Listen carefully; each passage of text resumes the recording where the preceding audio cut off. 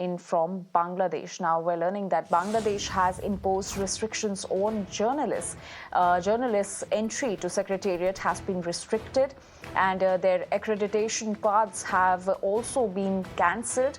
In fact, the Bangladesh interim government has cited security reasons behind this move. So that's the update that is coming in from Bangladesh, where restrictions on journalists have been imposed. Their entry to Secretariat has been restricted, and the interim government in Bangladesh has cited security reasons behind this move. My colleague Shinjoy is now joining us with more details on this. Shinjoy, what is the actual reason behind Bangladesh interim government imposing these restrictions on the journalists? Well, there are actually two reasons. One, of course, is a suspicion, and suspicion about which journalist was close to the previous Awami League-led regime and which journalist was not.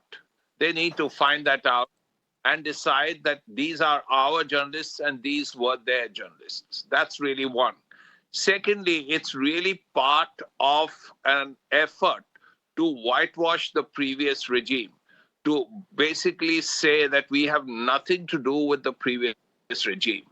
Because if you see what has happened in recent times, one of the most important things that has happened since August was the fact that the Bangladesh government and the Bangladesh Navy was building a huge submarine base near Cox's Bazar, and it was called BNS Sheikh Hasina.